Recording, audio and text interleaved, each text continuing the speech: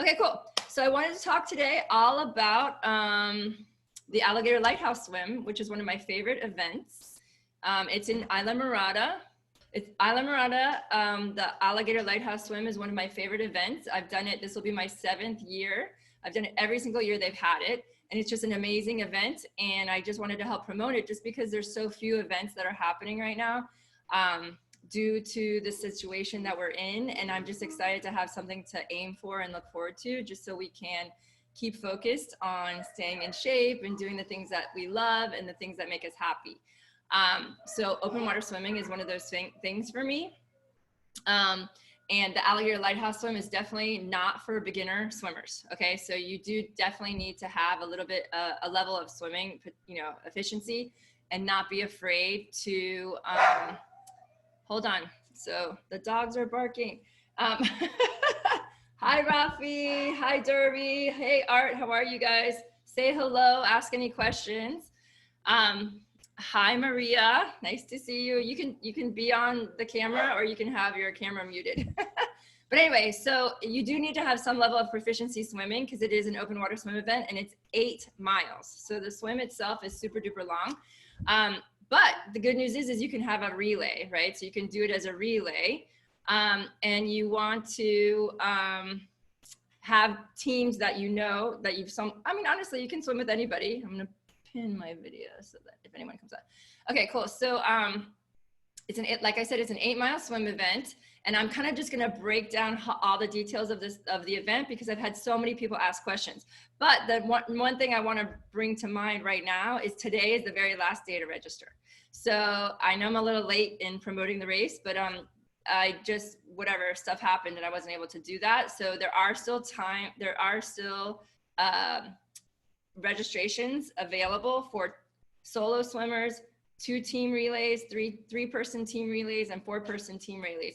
And if you're not used to swimming more than 2 miles, I would suggest doing a 4-person relay, and then a 3-person relay. If you can swim, a little bit longer, it'll help. So, and then obviously a solo swimmer, I definitely would not recommend doing it solo unless you have been training for the past 6 months getting ready for this, because this is no joke. 8 miles is a very long time to swim. And I'm actually going to go ahead and share my screen and show you guys the some of the race details. So we're going to look at the map. Okay, so the Alligator Lighthouse swim, obviously just go to swim-alligatorlight.com, and if you want to register, check that out, and all the details are here. Everything that I'm going to tell you is here. So there's nothing that I'm not going to tell you, but I'm also going to tell you my experience and how I've done it every year with different situations. So the first year I did this race, I did it as a 4-person team, and I had a lot of athletes that were doing Ironman. So what we decided to do is swim 2 miles each. But what ended up happening is you got really, really slow towards the end of each 2 miles, and it actually made the race, almost over 6 hours. So the next year I did it as a 4-person relay, and we switched every 20 to 15 minutes, 15 to 20 minutes. And it was much, much faster. We took almost an hour off of our time, and we ended up placing right in our category. The other cool thing is that during this race, you can actually also use equipment. So they have an equipment category. So say you're really not sure about making the distance, you can always wear fins. You would just be set up in a different category, okay? So the course details, like I said, all the information is on the website, but I just kind of wanted to lay it out. They used to start the race from the Moorings, which is a different resort, which made it a 9-mile swim. So they actually shortened the race by bringing it to the Amara Cay resort.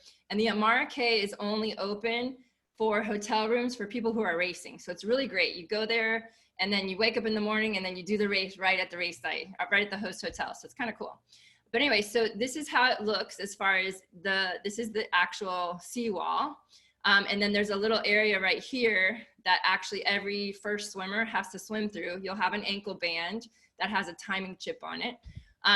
So you swim through here, and basically all the first people who are swimming start here. So there's waves. Wave 1 is the solo swimmers because they need to get out there and get going as soon as possible. That starts at 7:45. 752 is a 2-person swimmer team. So one of the swimmers would be here, the other person would be on the kayak. We're gonna get to the kayaks in a second. The third wave is 3-person teams. The fourth wave is 4-person teams. Okay, so when the gun goes off, when you start your wave, the first swimmer has to swim a minimum of 20 minutes, okay? You can swim longer if you choose, but they just want everybody to get out and get on their way to the lighthouse. So if everybody switched too early, it would just be chaos. So all the kayakers are waiting over here on the right, and then the swimmers start. Now, how do you find your swimmer? It can be a little bit tricky. So I highly recommend putting something on your kayak that's visible a little bit above the surface, like maybe a buoy or even a balloon. Please don't let the balloons go in the ocean. They're very toxic to the sea life. So if you're gonna have a balloon, make sure it's really, really anchored on well, or use like a buoy, something that your swimmer can side on to meet up with you, okay? If you remember what color swim cap your swimmers are, and you kind of can identify what they're wearing, you know, that's easy to meet up with your swimmer. But it can be a little bit hard, and there are plenty of people that have lost their swimmers. So it's something to think about beforehand. So this year, for the first time ever, there's gonna be no motorboat support. Okay, so every single year, except last year, I've done this race. I've always had a motorboat, you know, off to the side, you know, staying on the outside of all the swimmers just in case. And the first couple years I did it, we actually used the boat as transition. So I did a couple years in a row, a 4-person team. So the 3 of us would be waiting on the boat, the swimmer would be swimming, and then the swimmer would come tag the back of the boat. One of the swimmers would jump off the front and they would start the race, start their leg of the race. But for, you know, safety reasons, they've decided this year for the very first time, no boats, okay? No motor power. Everybody has to have only kayak support, okay? And you do end up using a kayak anyway, or I did every single year, just because it helps the swimmer be able to sight and stay on course to the lighthouse. So, because the lighthouse is, you know, it's 4 miles out, and sighting can be very difficult. So all these buoys, I believe, are a half a mile apart. Okay, so you're staying on the right-hand side of all the buoys on the way out. You go around the lighthouse, and then you keep the buoys on your left-hand side coming back. And there's always been like current and waves, but nothing crazy. So we're gonna go over all the topics of what I thought were important. And if you have a topic that you want me to talk about, you can type it into Facebook, because I'm watching the comments there, or even on Zoom too. I have the chat there. But anyway, so it starts at 7:45, but depending on when your wave goes, you're gonna start the race, right? So some things to consider is the kayaker needs to be really paying attention, the kayaker that's leading the swimmer, because they're sighting for the swimmer. The swimmer shouldn't have to keep looking up at the lighthouse. They need to focus on their swimming. And so the kayaker can take turns either on the right-hand side of the swimmer or the left-hand side of the swimmer when they go to breathe. And occasionally, you know, you'll want to sight, but typically you want to stay focused on doing the job at hand, which is swimming strong, okay? I love this race so much because it's crystal clear, typically top to bottom, the entire race, which is so beautiful. And you've seen the videos and the photographs from the website. Yeah, you can see straight to the bottom most of the time. Now, it depends if there's been a storm recently or something like that, but typically it's very, very clear. And you'll also typically see sea life. So that's one of the big questions I keep getting is about the sea life. So the first 4 years we did the race, I would say there was so much jellyfish that it was definitely a deterrent for people to enjoy the race. I can tell you there was at one time, I swam through the middle of 200 jellyfish. And I got some pretty good stings, but nothing, I don't have allergic reaction. If you have an allergic reaction, I would definitely reconsider this race. But the last 2 years, honestly, have been very, very minimal. And last year, I didn't even see a jellyfish. So it just depends. It's those big moon jellies. If you hit one of those, the tentacles do sting you if they touch your skin. So it's just really important to make sure you try to avoid them if they're there. But if you do hit one, it's not gonna kill you. It feels like a little bit of a burning sensation. And I did get one planted on my face just because that year it was so thick.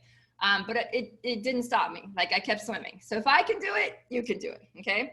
But like I said, the last 2 years, there have been very, very little jellyfish. Some people got stung, but I did not see one last year. And last year I did a 2-person team, which was awesome. And we're gonna talk about how the kayaks work, getting in and out of the kayaks. Okay, so sea life. I also saw like sea turtles, I saw starfish, and I saw some barracuda, and there's awesome, really cool fish all underneath the lighthouse. So whoever gets the leg around the lighthouse, everybody fights for it because that's kind of one of the best legs, because you see so much, right? So lots of sea life. So if that is a fear or concern of yours, I actually have some tools that can help you. And I'm going to be offering a training program at the end of this. So if you're interested in getting help or coming to swim with me for some open water swim lessons, that's available. So I actually have one of my coaches is very fearful of some sea life and some sea conditions. And we've actually been able to cross some big hurdles with that. So there are ways to get over that if this is something you really want to do. Okay, so we talked about the teams. You can do it solo, which I really don't recommend unless you've been training like really seriously for the past 6 months.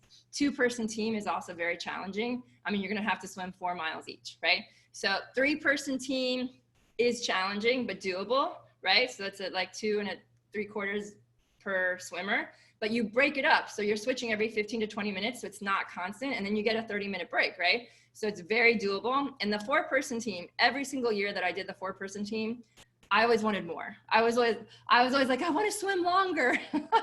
So for me, I was going to do a 2-person team this year, but I'm going to stick to 3 persons because I actually had a little injury on my back. So 3 is going to satisfy me that I got a good workout. I enjoyed the day.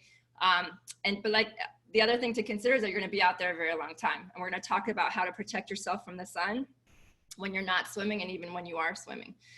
So the teams are kind of your optional choice. And I actually have a few people have emailed me today looking for teammates. So if you are interested in swimming this event and you don't have anybody to swim with, please private message me. Hey, Michael. Hey, Daniel. Hi, Andres. Hey, Rosella. How are you? Hey, Rosie. So yeah, private message me or leave a message on Facebook or in Messenger, and I will hook you up with a teammate for a 3 or 4-person team. Okay. So sunscreen, obviously, you're going to be out in the roasting sun the entire time. There've been a couple of years that there was like passing showers, but nothing crazy, just to cool us off and give us a break from the sun. But typically the sun is pretty much 100%. So I definitely recommend a reef safe sunscreen. Okay. You're swimming over reefs and sea life, and you don't not want to pollute the ocean any more than it already is with your sunscreen. Okay. So banana boat, not good. So please do some research. My Shell is one of my favorite ones, MY and then space CHELLE. It has a SPF 50 sunscreen. It doesn't make you all white, and it's reef safe. Okay, it's non-toxic. That's one of my favorite sunscreens. So you definitely want to coat your body even before you put your bathing suit on, so you don't miss a spot like 2 hours before the race, right? And then when you're getting ready to get in the water or you're on your kayak, I would constantly be reapplying, especially on your face. Okay. In the kayak with you, highly recommended to protect you from the sun, a hat.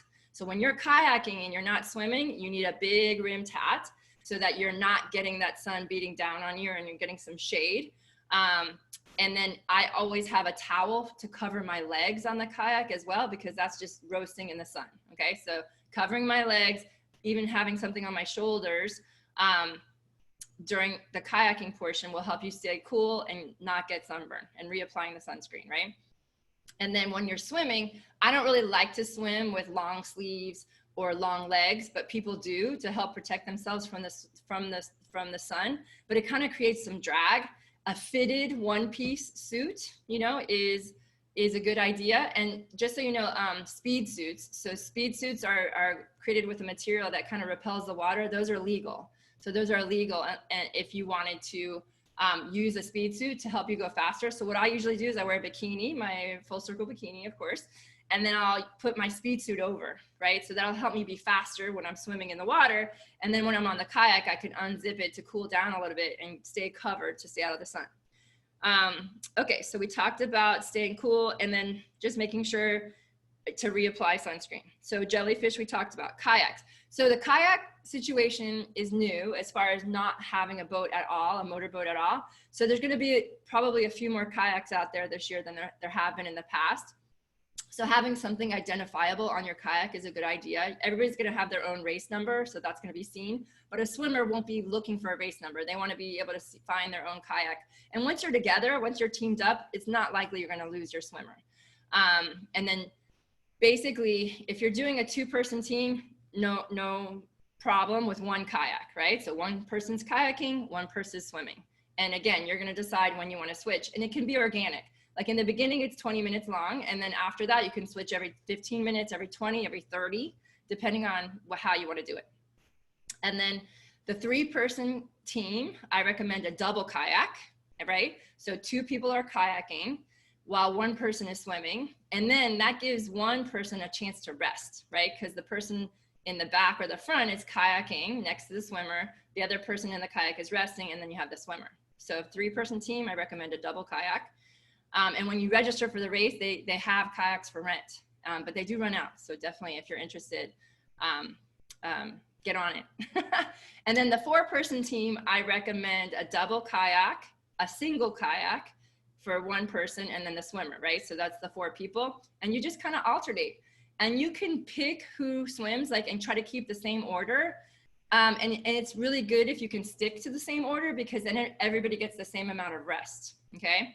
So I've been in that situation where we got a little confused and maybe 1 person swam it too soon, but that was a choice we made, that someone was tired and they needed a break. And so they opted out of their turn or their rotation. But it can be organic, like I said. So those are the situations with the kayak. What you want to have in your kayak, make sure you have a cooler, right? And be able to get in and out of the kayak. You have to have enough strength to be able to push yourself up onto the kayak without tipping the kayak, okay? So I've had a kayak spill. I didn't know it. So basically I was a 2-person team and I jumped up, we clapped hands, he was done swimming and I took off, and then he went to get in and he actually tipped the kayak and all of our stuff fell out. So he had to go swim around and collect it all. So definitely tie it down. So tie down all your stuff inside the kayak, have a soft cooler that can keep some ice cold, and you want to have enough water and hydration and electrolytes and food, okay? You're going to be out there, most people on this call, most people listening to this, 5 hours would be the minimum, and more like 6 to 7, okay? So that's a very long day, and you want to have food, right? You could even have, I recommend sports nutrition just because it's easier, but coconut water for sure. I would freeze it the night before so it stays as cold as possible. I would freeze all my water bottles as well as having ice in the cooler. And then I love, Go Macro bars are one of my favorite bars. As far as, because they're organic and they have good fats in them. And then even having fruit, like grapes are great sources of energy that when they're cold, they feel very refreshing. Watermelon is also a good one to have. And then, like I said, coconut water. And I would add a little extra sea salt to all of the hydration just to give yourself a little extra electrolytes. And then the whole week leading up to the race, I would definitely be having some sea salt and electrolytes in your nutrition. So what to eat before the race, just your typical breakfast, but because it's such a long day, I would definitely have some extra carbohydrates in the form of like beets or sweet potatoes. So if you don't know me and you don't know, I'm a holistic lifestyle coach and I'm not a big fan of sports nutrition. So if you have the ability to have a real breakfast, please have like 2 eggs and a sweet potato with some butter in it. That's gonna serve you way better than, I'll just have a bar. If you have a bar for breakfast and then you have only crappy sports nutrition the entire race, and then post-race you're drinking beer and pizza, that whole day is like trashed for nutrition, okay? So try to keep it a little healthy as much as possible pre-race, and then do what you need to do during the race, and then post-race, have whatever you want, have fun. They do have an awesome post-race party here, so I highly recommend getting tickets to that. The food is delicious, and it's an award ceremony. So it's kind of cool to see the first place winners come in 4 hours. I think somebody did the whole swim last year in less than 4 hours. So it's kind of cool. And then you never know, you might place in your category as well. Like I said, like it shows here, the buoys are in the middle. So you keep them on your left on the way out and the left on the way back. I think I said right before. We talked about the kayaks. We talked about swimming around the lighthouse, sea creatures, and how often to switch. So I think that's it. My last thing that I want to mention is that I do have a training plan available, and it's $47. So I picked the 7 because it starts on Monday. You can plug it in on Monday into your calendar, and you're going to have a swim to do every Monday, Wednesday, and Friday, and including strength training as well as stretching on the other days. And then on the weekend, I recommend an open water swim. So we have group open water swims occurring with Full Circle Coaching in Miami. And I also have a group that we can join on Sundays. So Saturdays or Sundays, depending on the week. But yeah, so unfortunately, I can't have group swim classes at the pools because of COVID. So I'm restricted there, but I do have that available in the open water. So if that sounds like something you guys are interested in, all Full Circle athletes get that for free. Those are all going to be downloaded into everybody's workouts that are doing the race. I think we have 12 people racing. So don't worry, Full Circle athletes, you guys get the training plan for the weekly workouts. And that's it. Michael, you were supposed to let me know if you're going to join a team because I do have someone who's interested. Somebody contacted me via email, and also Rafi. So do you guys have any questions? So like I said, this is one of my favorite races. It's just such a good time, and it's a great way to just support the Keys and also give the hotel some income, right? Lighthouse Larry you'll meet him. He's actually does all the artwork for the race, and you know, you can see the pictures. They're epic, right? It's just such an awesome event, and all the details, anything extra that you might need, is on the website. But today is the last day to register. All right, there's one other place that I wanted to show you. All right, I think that's it. Oh yeah, the rules and safety. So definitely need to go through every single one of these details. And we're gonna actually be having a practice session. This is like Saturday. Friday, you pick up your packet. Saturday, you're gonna have a race morning debriefing, you know? So pick up your packet the day before and get a good night's sleep the night before. But definitely want to read through all the rules. There are a lot of rules, but don't feel overwhelmed by it because a lot of it is just common sense. Okay? It really, really is just common sense. Okay, so I'm excited if you guys are interested in reaching out to me about the training program, or if you have any questions, just reach out. I have a full service triathlon training program for swimming, biking, and running. We're working, right? There's nothing we're not doing right now. We're in full work mode. We are restricted. We're keeping social distances. We're wearing our masks when we have to, but we're still training, right? Life goes on. Hey, Jen, how are you? Okay, yes, I'm recording this video so you can share it later. So yeah, as soon as I get the video, I'll post it, the link to it in Facebook, and if you registered, or actually I'll just send it out to my big list. So if you're not on my email list, please message me for information about the training program, and that'll be available later today. And like I said, you can download it and start training on Monday. And like I said, we also have those weekend open water swim workouts. All right, you guys, I'm wishing you well. Please stay in touch. Become a member of Triathlon Obsessed if you're not already, because we're going to do more live coaching sessions in here, more information. And follow me on Facebook, Instagram, and I also have a YouTube channel with lots of awesome content for swimming, biking, and running there, all mapped out in different categories. So have an awesome weekend. Stay safe, but stay positive, right? Life is not over. We're going to get through this. And taking care of yourself and being your best self is the best way to help the whole world. All right, guys, namaste. Thanks for being here.